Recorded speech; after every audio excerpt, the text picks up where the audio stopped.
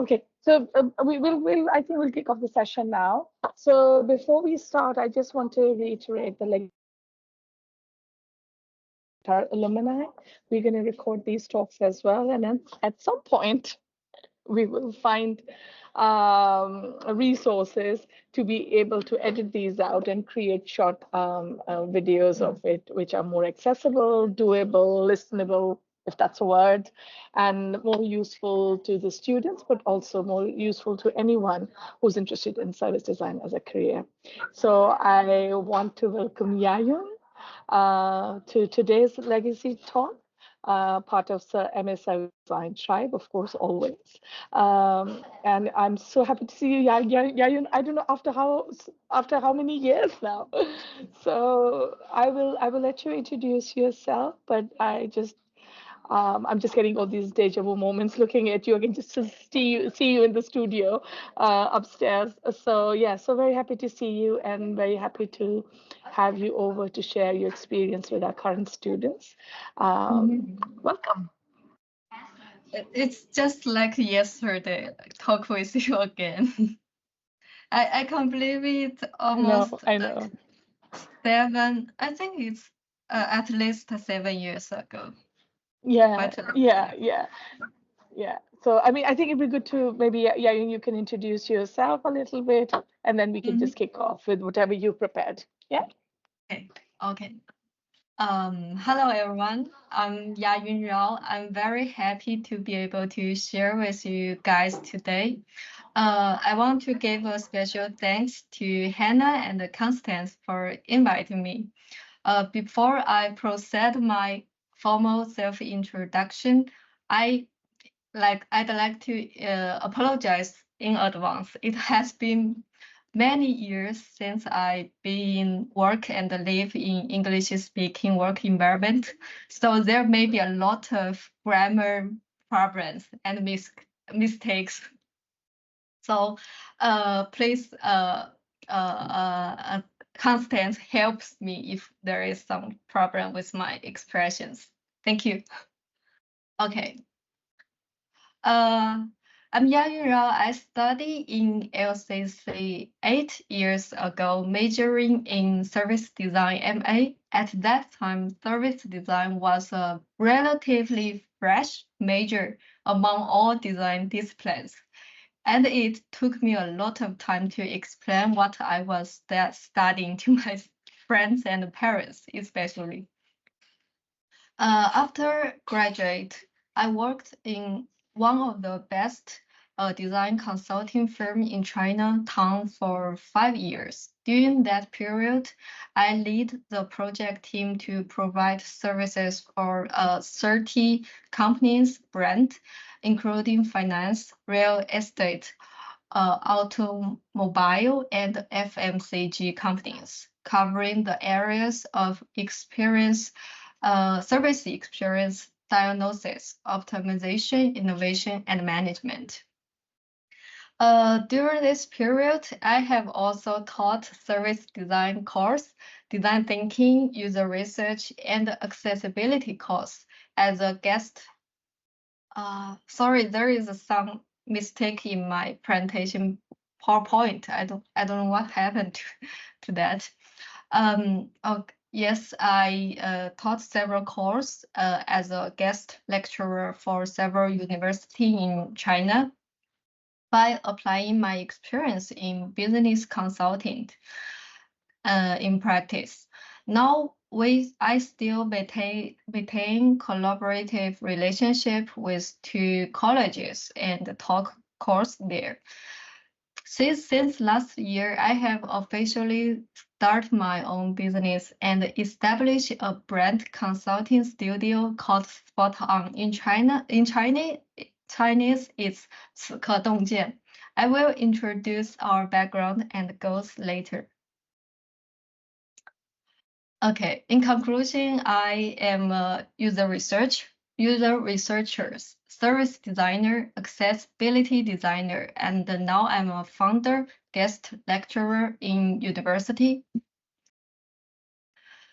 Okay, SpotOn is my studio. We are a very new company, founded just last year.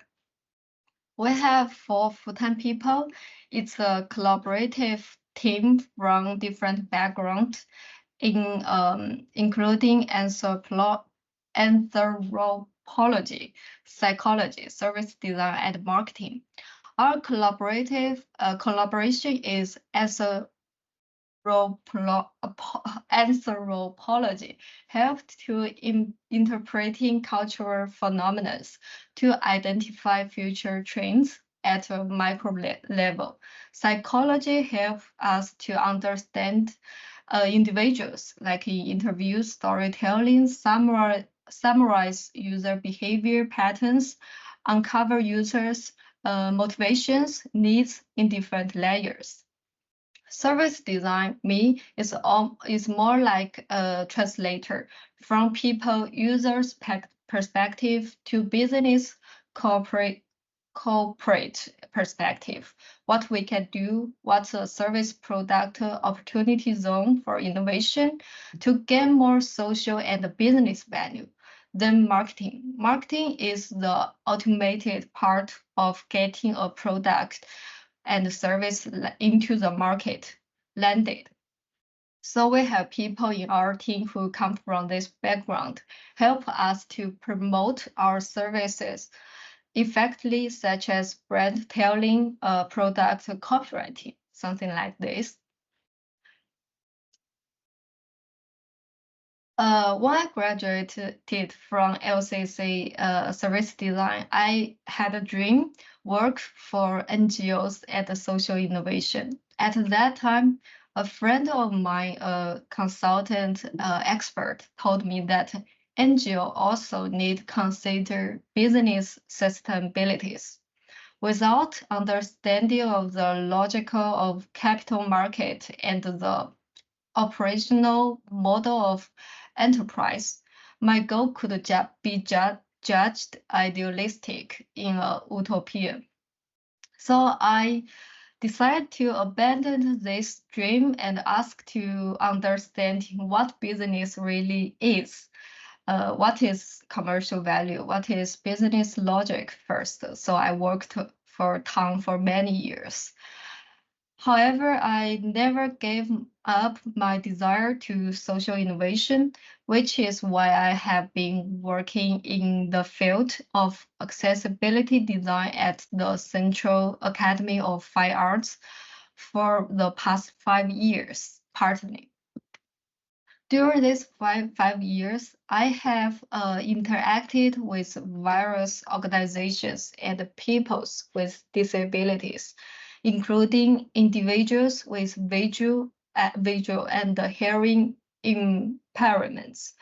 Their demands for life beyond basic needs, they not only consider they want to go out, but also they want to travel, they want to have cultural experience just like everyone else. I realized that inclusive design embodied both commercial profitability and social value. With a large population base and the willingness to engage in normal consumption, there is a need for sorry, my cat. There is a need for more professional and inclusive service. It's not only about charity, it's a value exchange. Therefore, my current goal is to focus on help empowering business for good. We're focusing on social issues such as gender equality, disability, providing business with research, service innovation, and marketing planning consulting service. In the past, business was this is only my personal opinion. In the past, I think most business was driven by profit and greedy. We believe that future business must be social must include social value, or it would be abandoned by consumers nowadays. So we want to help these companies to find the win-win solutions. There are two interesting events we were doing. Last year, we collaborate with the Central Academy of Fine Arts, hosting a workshop named Diverse Expression of Love in Cumulus Conference last year. The event invites deaf students from a School of Special Education of Beijing University, and we share words, stories related to love, like grandma, mom, dad, thank you, hello, some words like this. And based on these stories, participants were taught sign language to express this word. Then we invite deaf students and other students to co-create sign language cards with personal stories about love-related words on the front of the cards, and the sign language post instruction on the back. This event attracted a very large number of students to sign up.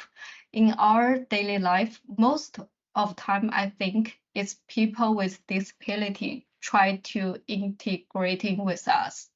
If we learn sign language, I think it's very good way for us to actively understanding them and build the bridge of communication.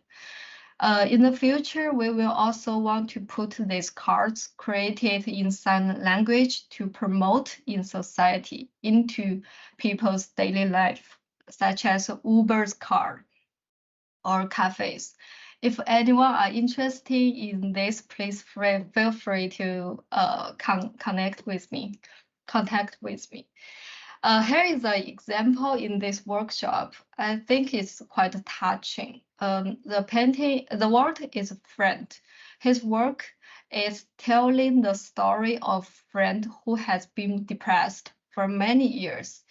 And the creator helped to tell them that the difference between you and everyone else is that you are the kindest and the gentlest of all of them. So we collect lots of storytelling based cards like this. We hope that through this format, it will trigger empathy in the society and bring more attention to sign language.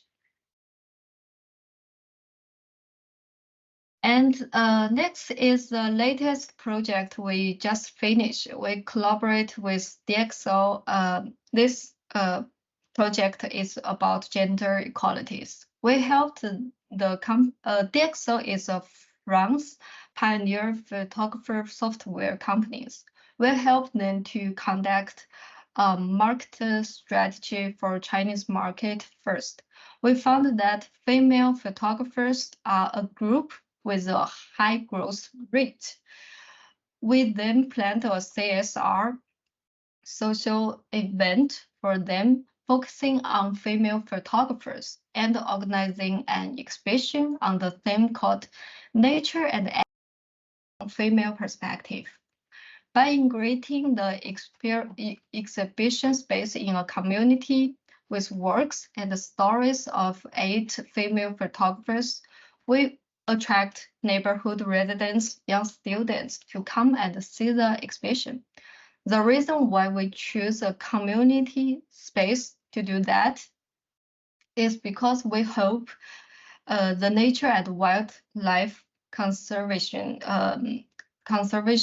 photography can work into daily life. More people can see the survival of animals. This photo can get maximum exposure and reach a wider range of people, including grandpa who is playing chess, auntie who is making sweater, and the elementary school students who is doing their work. All of them can feel free to walk into this daily life space. We also hope through this free community space, we can promote the value of the work of more female photographers who are a minority in the world of photographers, especially in wildlife photography, and who suffer from a lot of bias, like they shouldn't go into the wild. But we do see a lot of good female photographers whose works are more storytelling, has more moving details. In addition, DxO has granted them as a collaborative photographers and free-to-use software for the whole life. Our exhibition is free of charge, and the materials and the works are sought out, and we donate it to girls in Chongqing village who are unable to afford underwear and tampons. In addition to the offline exhibition, we also made a lot of content with online channel to give the whole event more exposures through WeChat, Redbook, podcast, and the other channels. It got wider attention. I think the win-win means each character in this event has bring the value they want. They also get reputations, and the photographer, they promote themselves, their work be exposed. Okay, that's the two events about our studio. If anyone are willing to know us more, it's more like an advertisement. If you want to know us more, please follow us in WeChat, Redbook, Medium, search SpotOn or 此刻洞见. We will be there, and we will update our social and business insight weekly, sometimes daily. Thanks. Next part is about service design. When Constance invited me, we had a discussion about what I should share. Sorry, Yayun. Sorry, just to pause you for a second. Maybe we can take we've got a few questions. Maybe we can do those first and then move to the second part. Okay, Yeah? okay. Okay, Connie?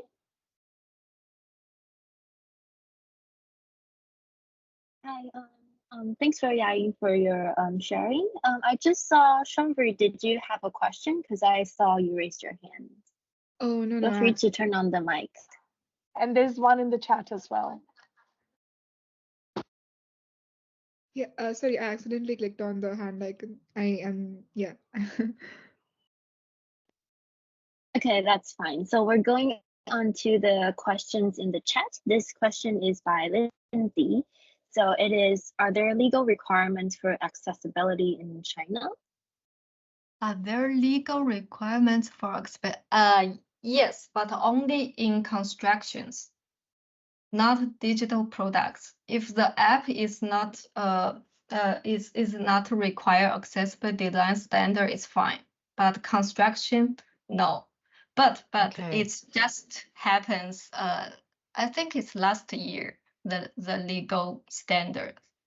Okay, that's very interesting. So it's something that, so in the UK there is legislation which means you have to think about accessibility, but it sounds like you have to drive it yourself with businesses. There's nothing legally driving them to do it except for buildings. Yes. Thank you. That's really interesting.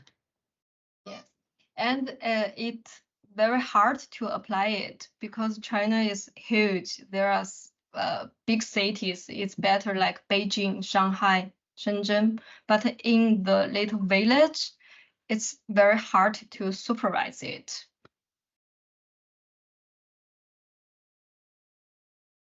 Okay, and we have a second question in the chat, which is from Ashmita. Can you share any difficulties you face while researching disability inclusion? Okay. It's a very interesting question. Yes, there are a lot of difficulties, and standards we must be careful.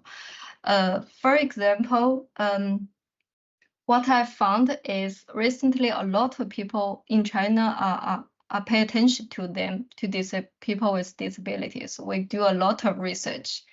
University students and business researchers. And the people with disability feel very terrible recently because they engage a lot of research, but there is no results. We only regard them as a sample. They just are employees, interviewees, but we didn't bring them into design process, so they feel very sad about it. And what they said, what their needs, the product and the service hasn't fulfilling it. Yes, that's the problem I'm facing. Thank you, Yayun. Thank you. Yes. Depend according to different disability categories, you have to be careful in different aspects. If you talk with deaf people, there are some techniques. You must use software to translate your language to words.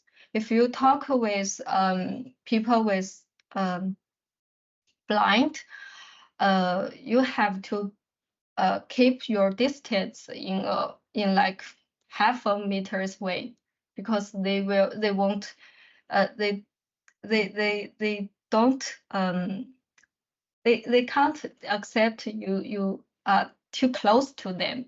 There are a lot of details.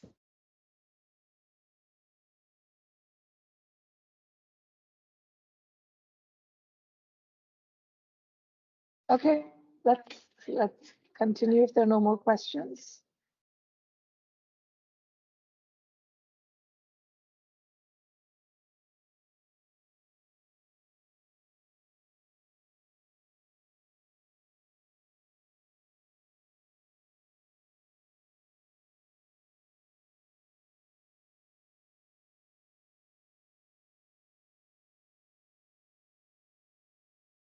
I think there's a connection problem.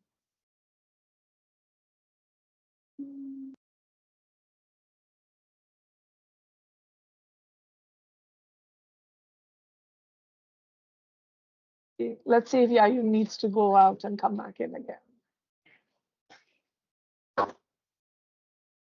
Okay, I'm sending her a message to check.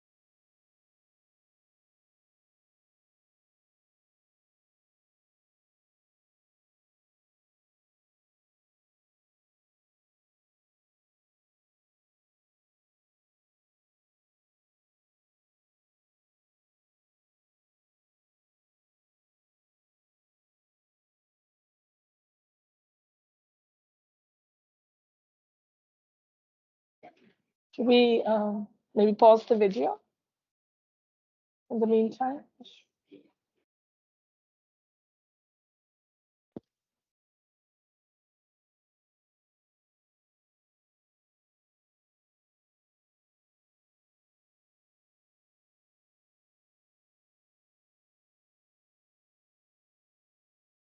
Okay, Yayun is rejoining the chat.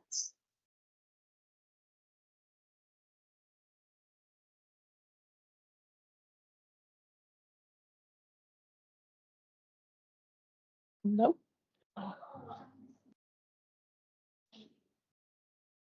Hello. Hi. Hi. My cat broken it. Oh no. Okay. Is there other questions I lost? I think we don't have any questions for the previous section, so we can go on to the next part. Okay.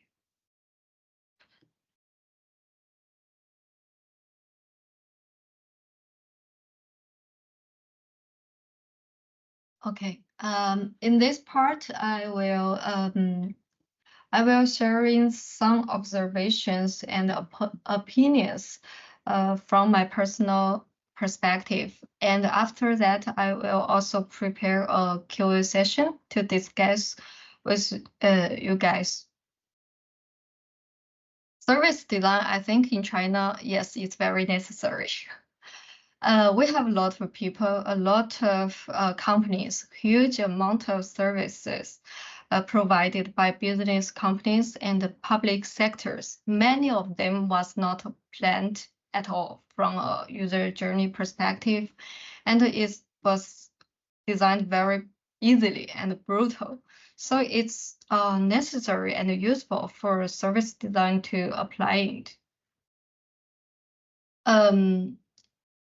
Okay, when I returned to China from 2018 to 2022, it's a time when service design is in a very high demand. Among them, real estate, finance, automobile are the sectors that are buying the most service design services. And all of these sectors are experiencing rapid market expansions and financing. They have a lot of money, and they can't wait to put the money into the development of new services and upgrading service experience, both online and offline. During this period, I will introduce 4 typical service design project type. The first one is explore new services to provide consumer with innovative experience. This used to be the most common one and the most expensive one. And many companies are doing this to be more competitive in the market, to avoid homogenized competition, and also to upgrade their price, and then making consumer are willing to pay for it. Real estate used to be the area with the highest debate for service design application in China. And many of our clients used to come from real estate companies. At that time, the builders, the developers, were doing the transformations, also in brand positionings. They used to call themselves developer, good house developer, but later they changed it to city life service provider, better life service provider even. They are starting to enhance their experience. First of key service like house selling service. Then they are also actively digging into residents' living scenario and needs in the community to provide more categories of services, such as decoration service, supermarket service, and even childcare services in the neighborhood dominated by young families. Product and the different services are packed as a family living solution provided to residents, which improve the real estate company more market competitive, and a lot of brands are doing that. However, since the previous year, China real estate policy, aging population, and a lot of complex factors, real estate companies are facing a lot of challenges, and they are facing the survival pressure. So they almost cut all service design budget to do that. And another example is come from automobile industry. Last year, we did the overall service planning for Wuling Mobile. It's a mini vehicle in China. It's only, I think it's only 4,000 pounds to 8,000 pounds. The company currently receive energy saving budget support from the government. The profit margin for the entire vehicle is only 10 pounds. So in China it's 8 yuan. But we can see if the government cut the budget, they cannot survive with the probability with the that government budget will continue to go down. Wuling Cars is faced with the need to quickly fund the new margin market. The automobile consumer in Chinese market has a spindle shape. With the government budget drops, we have to reposition the market. With a budget from 4,000 pounds to 8,000 pounds being too small and the profit margins too low, we need to help brand to expand their consumer base from the layer 1 to layer 2. We propose them to use service design to achieve it, develop new service through purchase of the car and customized the whole training service. This service has been delivered to many cities in China, and it results in many profit and a continued rise in service revenue as a percentage of companies' revenues. In this kind of program, we not only about to propose the concept, but also need to put the concept to the ground in details, which will include touchpoint design such as store planning, display design, product section. Originally, there was 3,000 products. How to sell it, which is a key product which has more profit than others. We need to, even we are service designer, we ask to answer these questions. And in the space, such as reception staff, what they need to see, how they do that, what's their SOP. This also including service projects.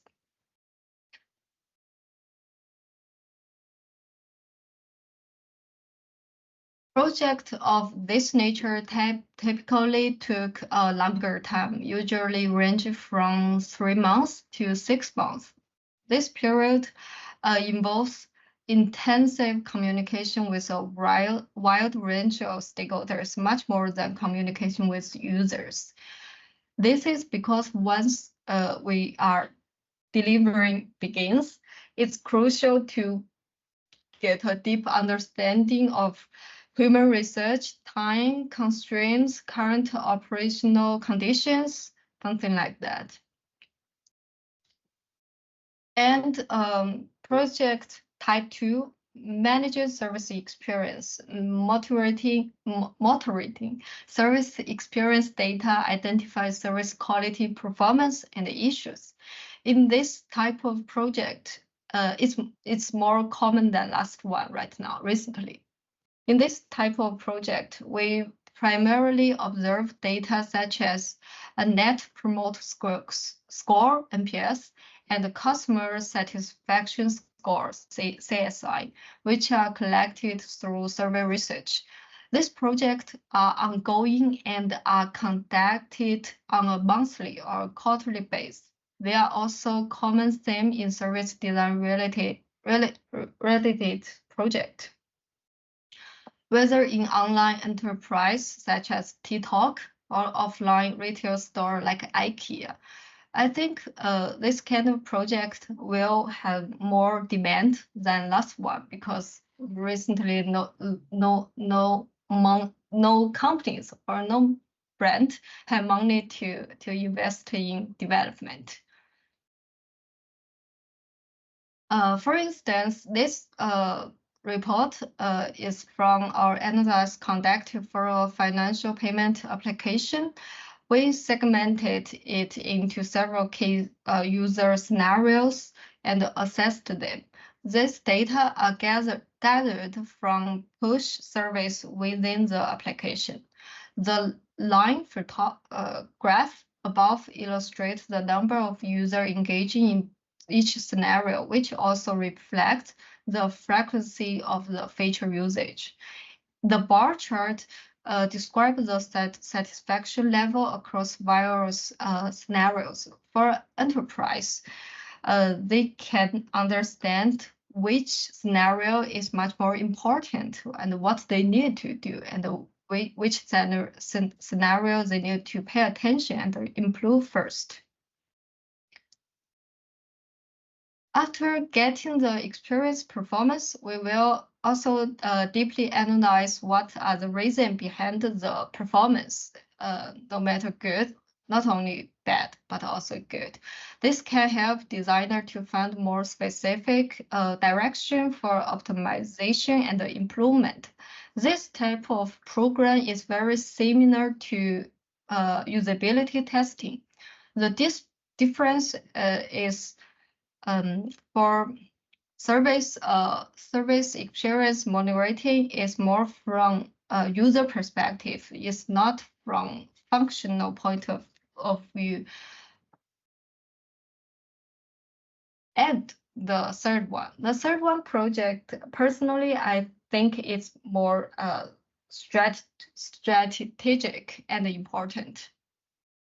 Not all companies recognize the long-term value of user experience in China. However, there are some still insist on long-term value of service experience, and they want to transform themselves into user-centered enterprise. They expect service design to apply not only in front stage user experience, but also help them to do internal management, especially in the assessment to department. We help organization develop an entire experience management process. First is to design the experience metric index. We will sort out user paths and the service blueprint of different users, help enterprise to identify different key scenarios and which scenario need to be moderated.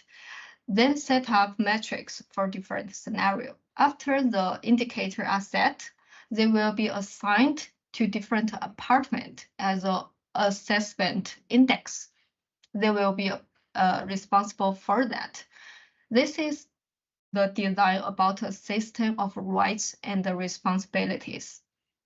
In China, most of companies, no department is responsible for user experience. So it makes almost 90% of service are terrible. Maybe call center, but I think it's not fair to put the pressure of service experience on them.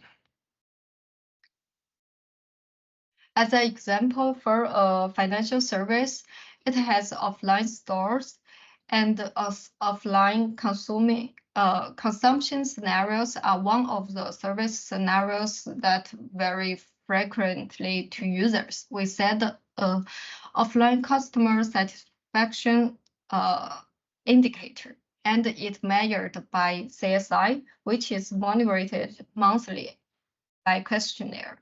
This indicator is an assessment indicator for store management with the organization, driving them to take responsible for offline user experience. I think it's very useful to let department staff in the work really start to stand the user point of view rather than just sell it. giving them special words when experience is good. We also help organization develop entire experience management process.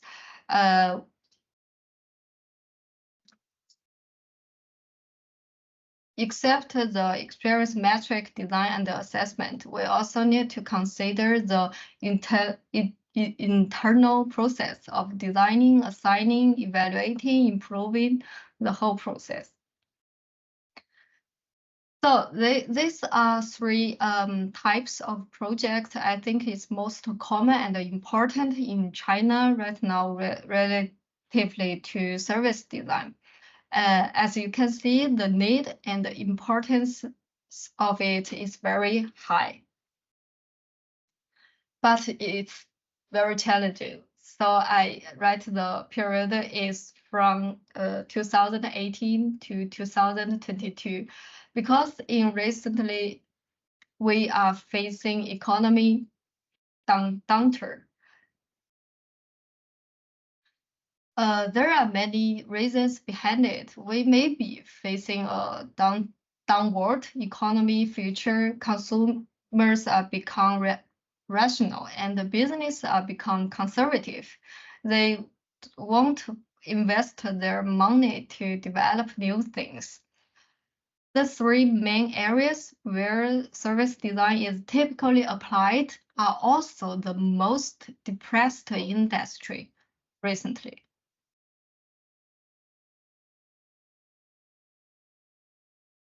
Business are facing greater pressure to survival. Companies more cautious about paying for service upgrades. We are seeing a large number of organizations cutting their service design or user research budget. As a result, the consulting industry has been hit hard, and competition of position in companies has been also cut.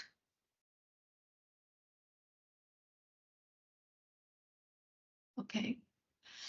In this case, I think there are three trends we have to face it. The first one is the company expect when we do service design, they expect to see shorter business benefit in service design rather than long-term unprovable value. This short-term business benefit, including something like how much increase in user or consumer numbers can be realized. For example, for restaurant, how many users, if you do service design, will come to walk into this restaurant as a result? And how much will the price per customer increase? Will consumers spend more, order more dishes? And will it make them come back again? Can you make sure of it? These are short-term business value that they want to be able to measure before they actually hit the service into ground and put into a wider market. So our service design work are beginning collaborate more with marketing sectors. Secondly, they expect service design to be something that can be landed as a whole from concept to detail. Not only do they want not only about the valuable and the innovative concept, but they also needed to include the design of various channel touchpoint, which requires collaboration with UX designer. They also need the service design to be able to land on content level, such as product selection, pricing, even product copywriting. As mentioned in the previous Wuling automobile project, this requires a more integrated capability of service design team. And the third one, I think they expect service designer or service design firms agency to be more industrial focused. For example, automobile, real estate specific industrial experience, such as dealership model, understand how it works. They began to distrust an industrial-wide expert. Or they don't want to give us time to let us time or budget for a service designer or service design company to understand an industry from 0 to 1. They don't have time. So in China recently, there are a lot of firms are specialized into specific industry like automobile service design firms. Companies want agency and designers to have more industrial vertical experience and knowledge, but to ensure that service we design is able to be better applied in this field. Okay, these are some little opinions, little observations, what I found. It's challenging. Thank you, Yayun. Thank you. We have a few questions in the chat box, and if anyone else has anything to add on, you can feel free to add them in the chat box, or later on you can raise your hand and we can ask through the microphone. So one question we have is, do you think there is a scope for non-Chinese service designers to work in the Chinese market? Yes, I think so. There are in Chinese market, people don't want to consume it right now. So a lot of Chinese brands are trying to explore other market. I think it could be a opportunity to join these companies. Other concept or skill set you found particularly useful? Yes, I will answer this question later. Okay, no problem. So the third question is, are you seeing successful measurement of the short-term value of service design to businesses? Yes, I won't say it's very successful, but I think it's one way is before we launched a service to our product into a market, we will do a fans test. We will invite the brand's fans panels to answer the questionnaire and try the product and ask them questions. We will do the testing more often than before.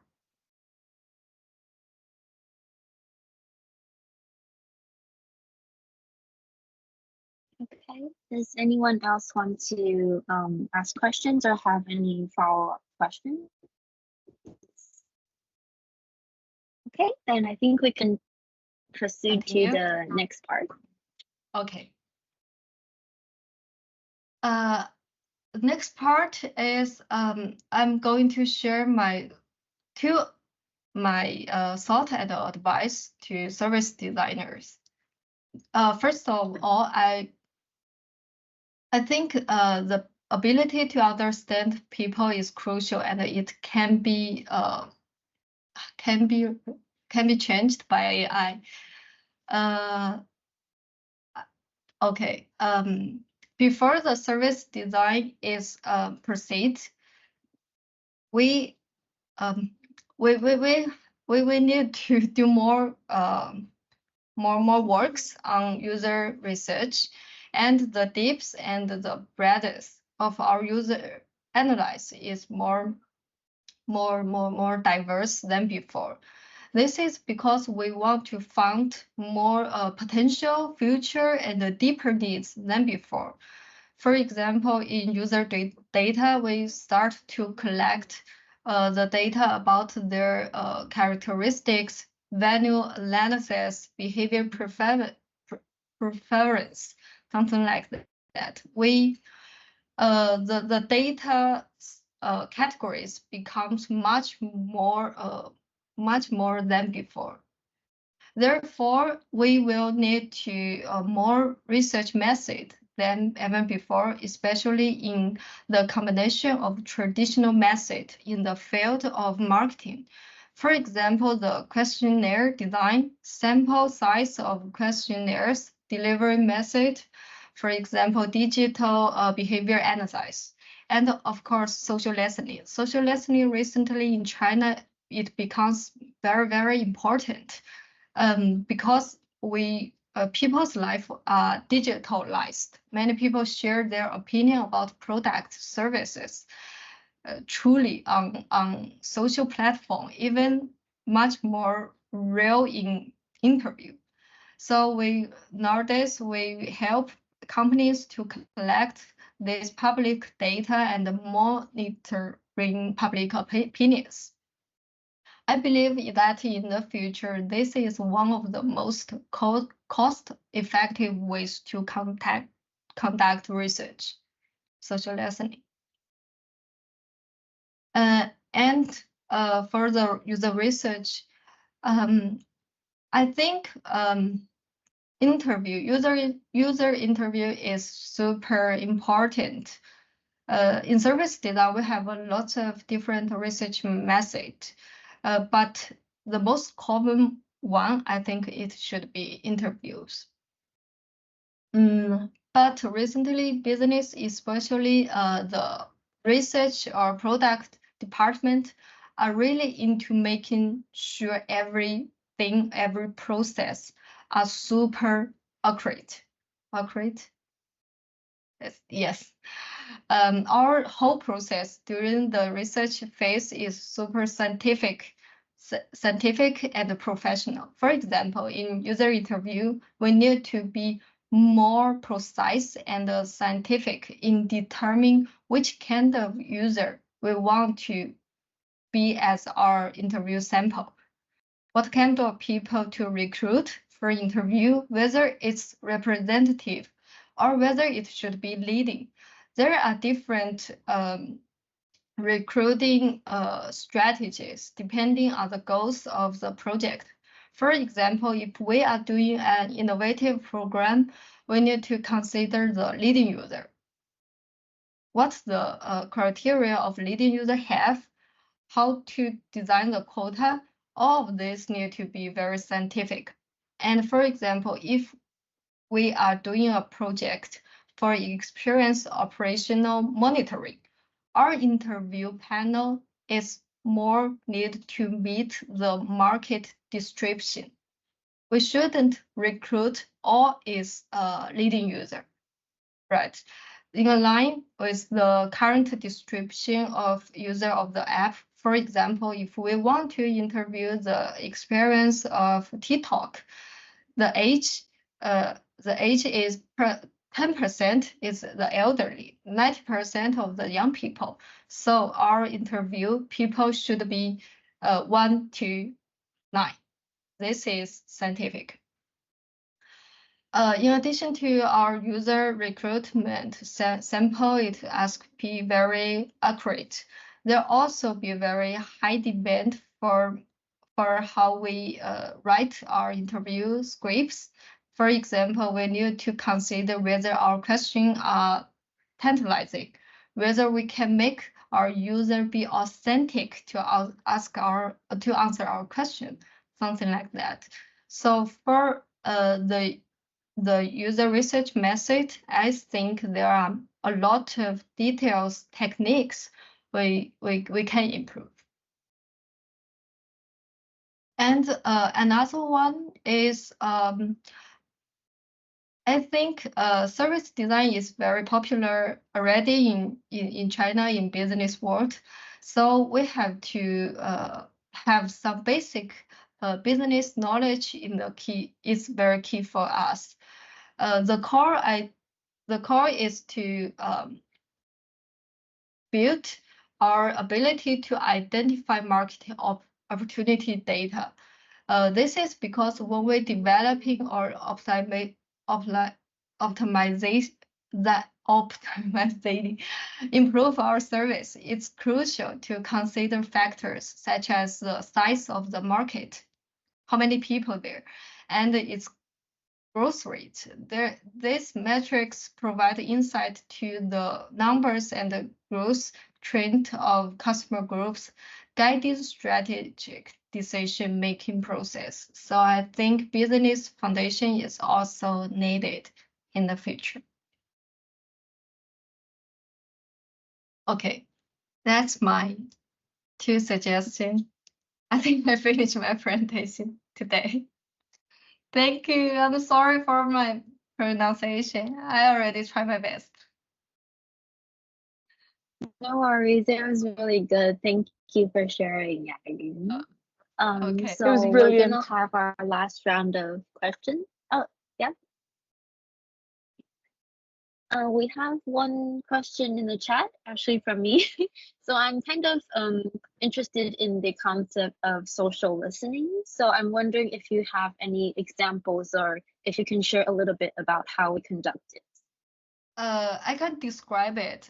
We have a project about it, but I can't share the screen with it. Last year we helped a brand called Meidi. It's a conditioner brand. They want to know their brand performance compared to other conditioner brand, and they have a lot of users, almost like tens, I think it's almost 5% of Chinese families. It's huge. So if we do interview, it may not be representative. We decide to use social listening. And we have a social listening platform. It can capture all the posts on the public social media, like a Redbook, Weibo, something like Twitter and Facebook.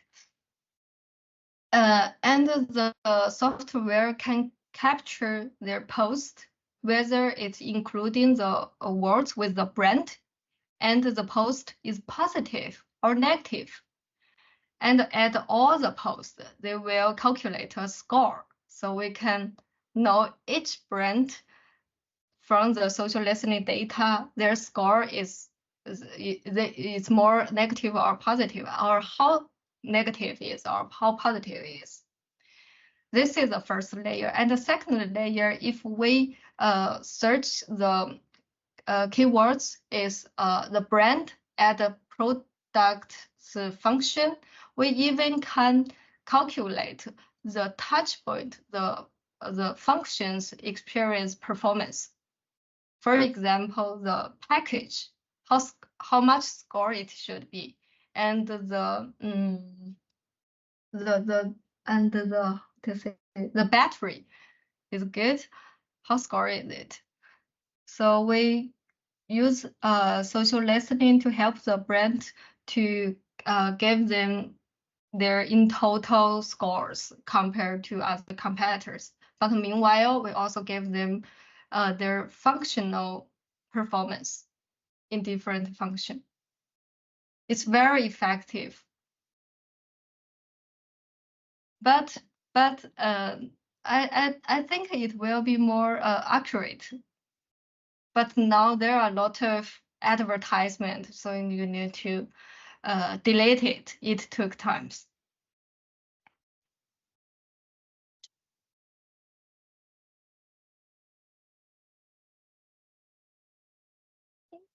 Thank you for sharing. Do we have any other questions from the listeners? I think there are a few questions in the chat, Connie. Yeah, I think we've gone through all of them for now. Did I miss any of them? Or feel free to raise your hand. Okay.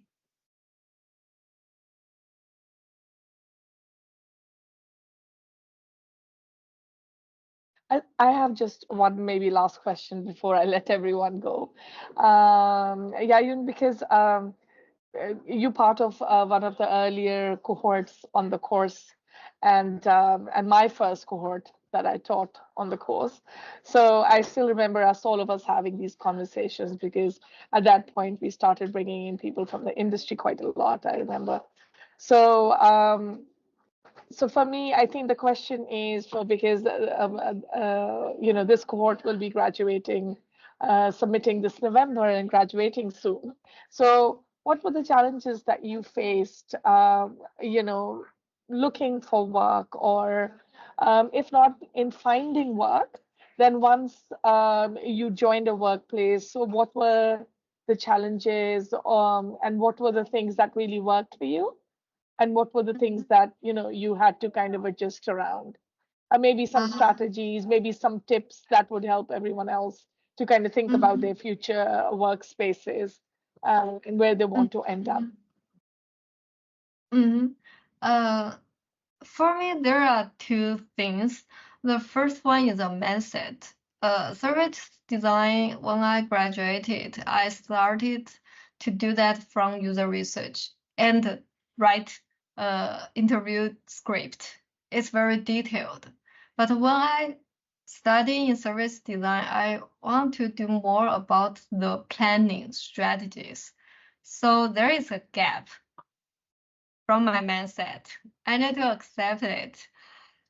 This is the mindset perspective. And another one is tactics. I think what I today I emphasize the user research. I think in China, because I don't know other service design situation in Europeans. I think in China, many service designers start their careers from user research, and the user research is a very detailed job. You can just go out to do interviews, but if you work for a company, you need to do that. You need to think why you do that and how you do that in a very logic way before you go out. So I think if for people who want to go back to China to do service design, I will strongly suggest them to do more user research.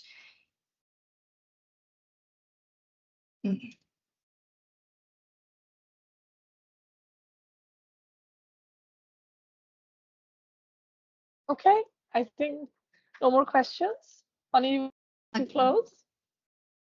Okay, Lindsay? thank you.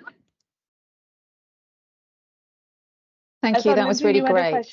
Oh, okay. No, it's not a question. Just to say thank you very much. I found that really enjoyable and informative, and it really sort of made me think about what's the same and what's different here in China. And I think a lot of your experiences are relevant here too. So I found it really, really helpful. So thank you very much. Really appreciate it. Thanks for all your times to listen the presentations. Thank you. Thank you, Irene. And just to remind everyone, I shared a link in the chat. This is SpotOn's Medium, and there are a few blog posts that are in English, so feel free to take a read. And if you're interested, you can connect with Yayun, and I can also share the contact with you. Thank you. I will post more. Looking forward to them. Thank you. Okay, thank you. Bye.